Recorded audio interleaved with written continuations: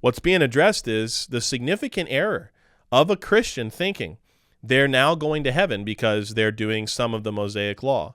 We know very clearly from Galatians 5:3, Galatians 3:10, you got to do all of it.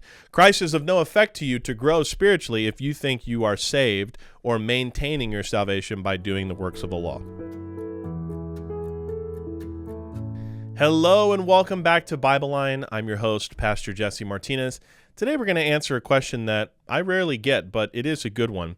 It was submitted back in the beginning of October, and the individual says, I'm writing this to ask a quick question. Does Galatians 5, verses 1 through 6, say we can lose our salvation? And he mentioned something about if this has been done or answered in a video, he can take a look on his own. We may have covered this in our Galatians series. I don't remember the name of that series, but you can go and look back on it. We'll link it in the description here. We're going to look at Galatians chapter 5, verses 1 through 6, and we are going to see, does it teach you can lose your salvation? Starting in Galatians chapter 5, you actually don't.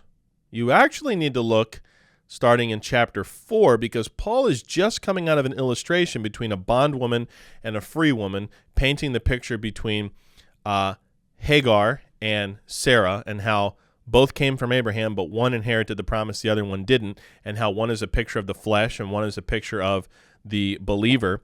One law, the other grace, so to speak. He makes this statement here in verse 31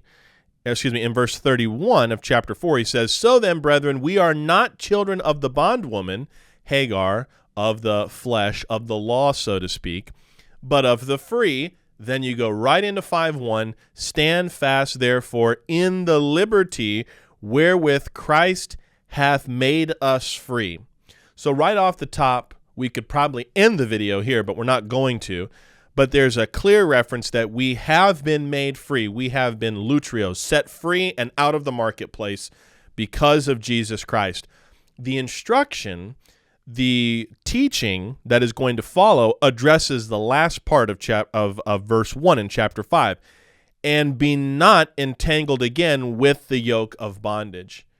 This is one of those times, and I'm hoping if you're the person who wrote in this question that you're paying attention here. This is one of those times where the context of the entire book up until this point must be understood. What was the problem that Paul was addressing in the region of Galatia? The problem that he was addressing was there are people who are saved. All right, there's no question about their salvation. There are believers who are coming under the false teaching of another gospel. And Paul says, which is not another, it's something completely different. It's not comparable. It's not like, Goodman tires versus, Michelin Man tires. It's the comparison of Michelin Man tires and a basket of apples. They are not the same. And that is what Paul is addressing. And the difference in the gospel that was now coming into the region of Galatia after Paul had departed was, you must keep the law to be saved. So it wasn't faith alone in Christ alone. It was faith alone plus physical circumcision and obedience to the law. And that is what Paul is referencing here when he says, be not entangled again with the yoke of bondage. You're delivered from that. That could never save you because you could never actually do with what was required, which is perfection. Don't go back to it.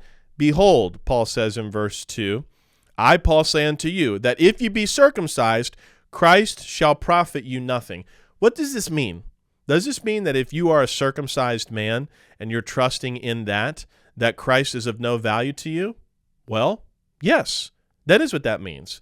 What Paul is saying is, if you're trusting in the fact that you're circumcised as some type of token towards your salvation, Christ is no value to you because either Jesus paid for it all or he didn't, and either you have to keep the law or you won't. And that's the point that he's making. Now, what does this mean for believers? Let's say you put your trust in Jesus Christ.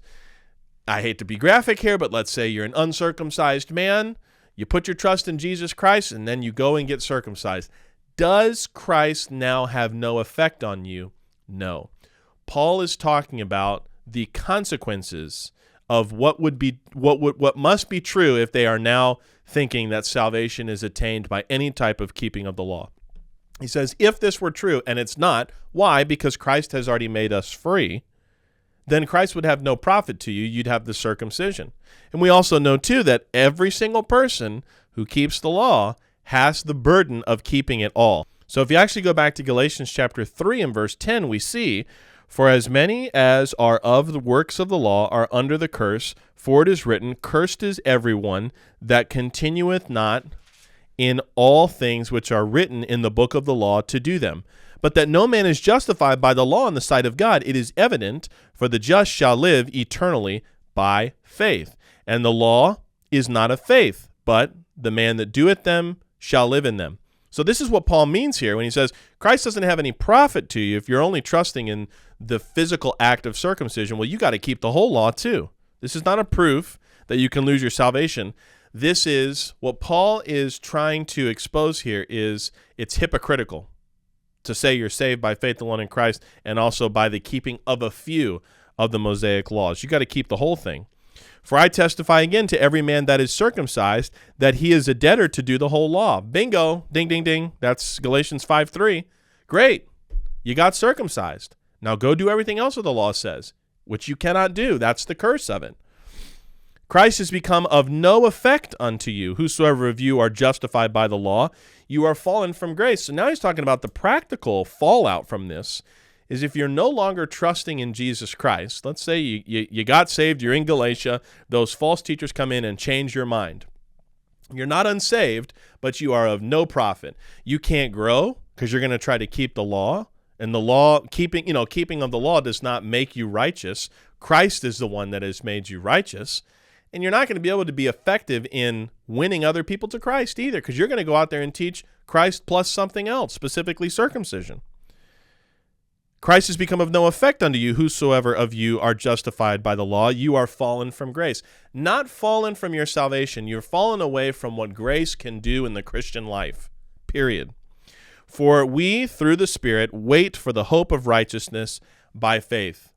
We're not waiting to see Jesus after we have, become perfected by the law here. The law is a taskmaster to bring us to Christ.